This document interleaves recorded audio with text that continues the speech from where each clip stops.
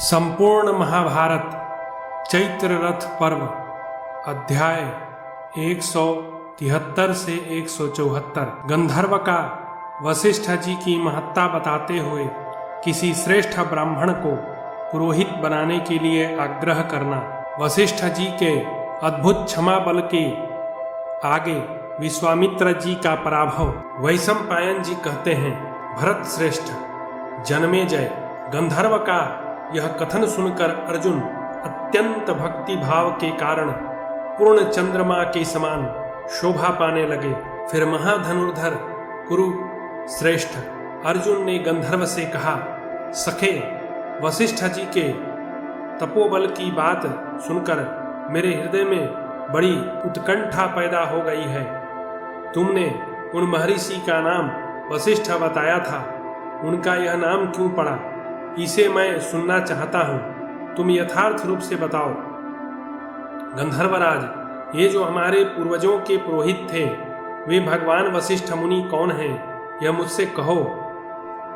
गंधर्व चित्ररथ ने कहा, अर्जुन, वशिष्ठ जी ब्रह्मा जी के मानस पुत्र हैं।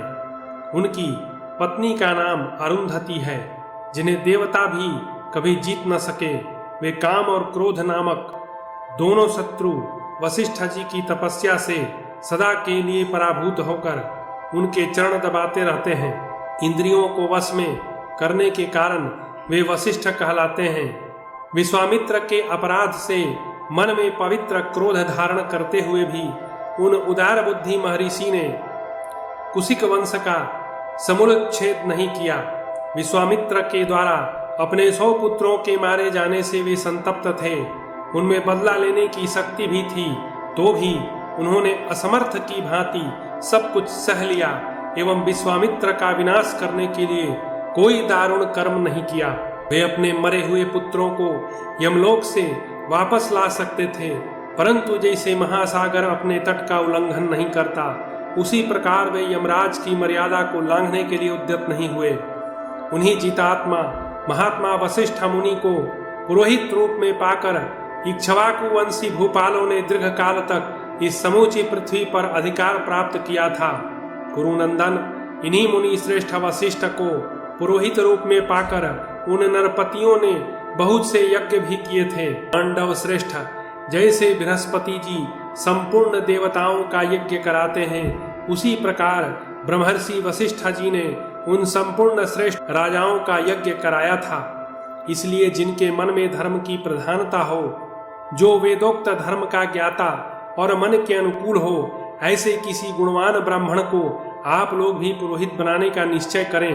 पार्थ, पृथ्वी को जीतने की इच्छा रखने वाले कुलीन क्षत्रियों को अपने राज्य की वृद्धि के लिए पहले किसी श्रेष्ठ ब्राह्मण को पुरोहित नियुक्त कर लेना चाहिए। पृथ्वी को जीतने की इच्छा वाले राजा को उचित है कि वह ब्राह्मण को अपने आगे रखे।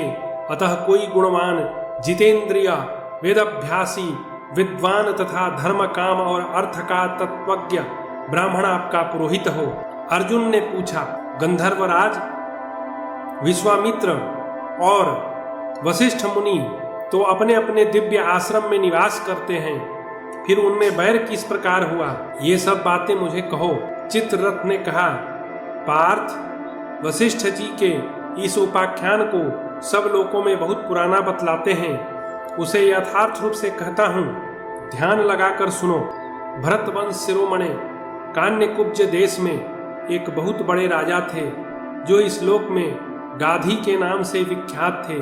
वे कुशिक के औरस पुत्र बताए जाते हैं। उन्हीं धर्मात्मा नरेश के पुत्र विश्वामित्र के नाम से प्रसिद्ध हैं, जो सेना और वाहनों से संपन्न होकर शत्रुओं का मान मर्दन किया करते थे। एक दिन वे अपने मंत्रियों के साथ गहन वन में आखेट के लिए गए। मरु प्रदेश के सुरम्य वनों में उन्होंने वराहों और अन्य हिंसक पशुओं को मारते हुए एक हिंसक पशु को पकड़ने के लिए उसका पीछा किया। अधिक परिश्रम के कारण उन्हें बड़ा कष्ट सहना पड़ा। नरश्रेष्ठ, वे प्यास से पीड़ित हो महर्षि वशिष्ठ के आश्रम में आए। मनुष्यों में श्रेष्ठ महाराज विश्वामित्र को आया देख पूजनीय पुरुषों की पूजा करने वाले महर्षि वशिष्ठ ने उनका सत्कार करते हुए आतिथ्य ग्रहण करने के लिए आमंत्रित किया। भारत, पाद्य अर्घ्य, आचमनीय, स्वागत भाषण तथा वन्य हविष्य आदि से उन्होंने विश्वामित्र जी का सत्कार किया।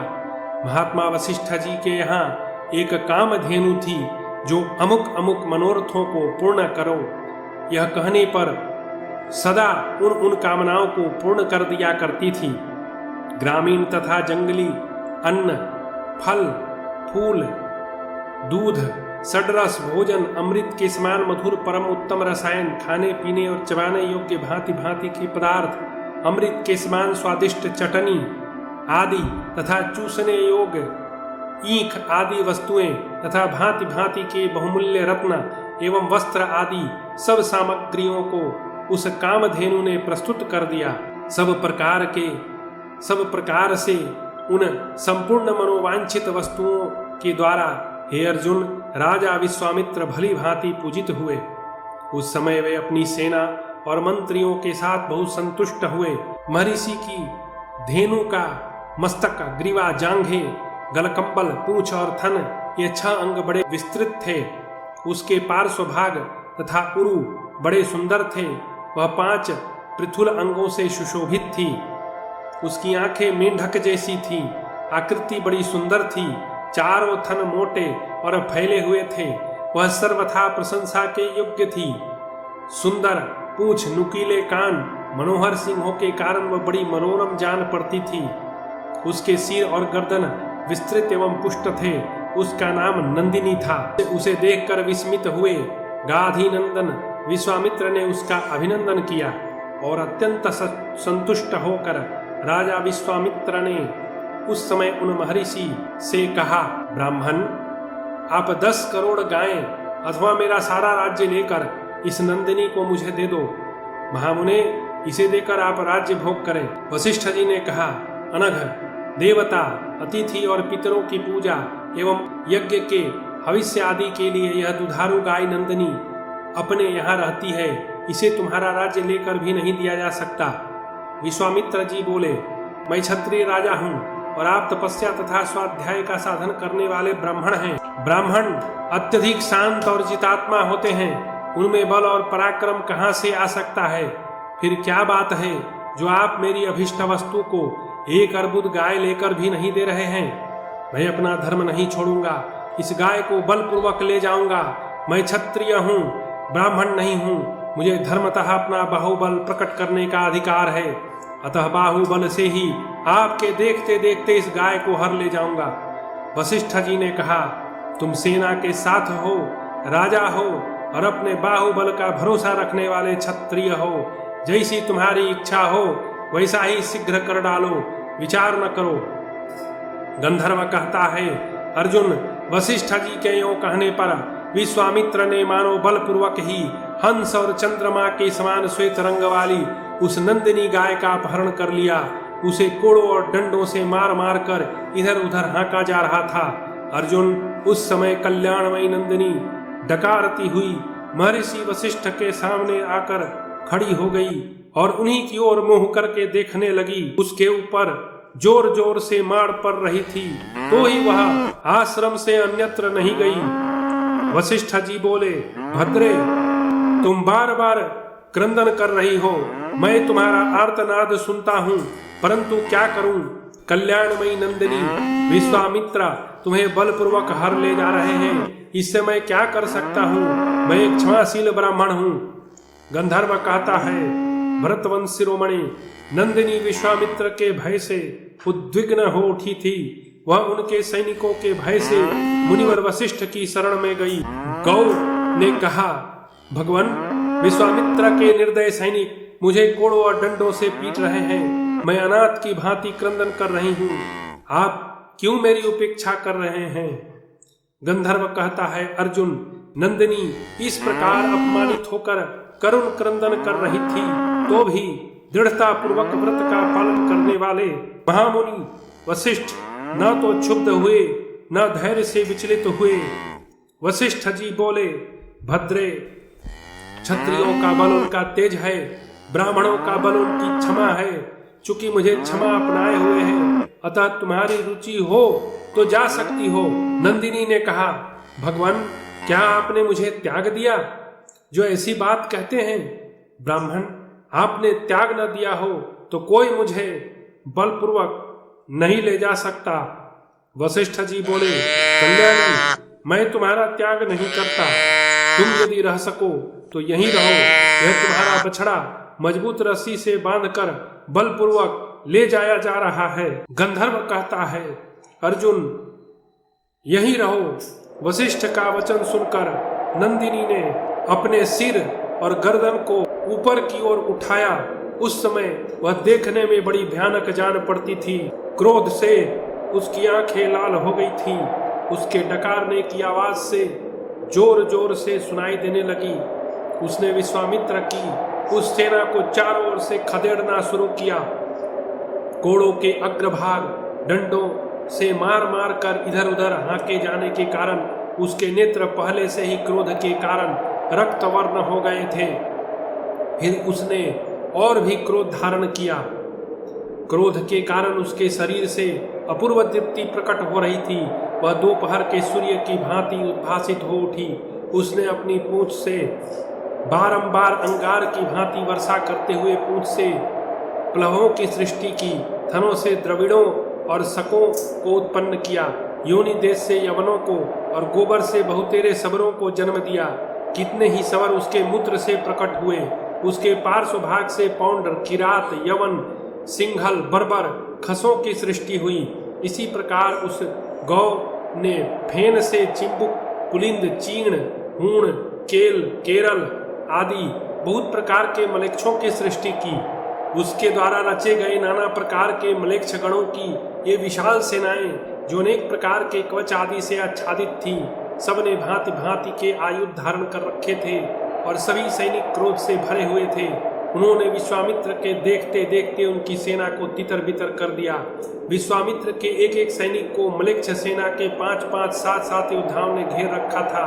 उस समय अस्त्र शस्त्रों की भारी वर्षा से घायल होकर विश्वामित्र की सेना के पांव उखड़ गए और उनके सामने ही वे सभी योद्धा भयभीत हो सब और भाग चले। भरतश्रेष्ठ क्रोध में भरे हुए होने पर भी वशिष्ठ सेना के सैनिक विश्वामित्र के किसी भी योद्धा का प्राण नहीं लेते थे। इस प्रकार नंदिनी गाय ने उनकी सारी सेना को दूर भगा दिया। विश्वामित्र की वह सेना 3 योजन दूर तक खदेड़ी गई। वह सेना भय से व्याकुल होकर चीखती चिल्लाती रही, किंतु कोई भी संरक्षण उसे नहीं मिला। यह देखकर विश्वामित्र क्रोध से व्याप्त हो मुनि श्रेष्ठ वशिष्ठ को लक्षित करके पृथ्वी और आकाश में बाणों की वर्षा करने लगे। परंतु महामुनि वशिष्ठ ने विश्वामित्र के चलाए हुए भयंकर नराज छूर भल्ल नामक बाणों का केवल बांस की छड़ी से निवारण कर दिया।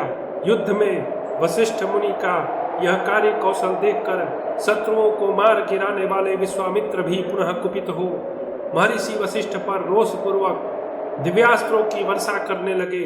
उन्होंने ब्रह्मा जी के पुत्र महाभाग वशिष्ठ पर आग्नेयास्त्र, वरुणास्त्र, इंद्रास्त्र, यमास्त्र, वैवास्त्र का प्रयोग किया।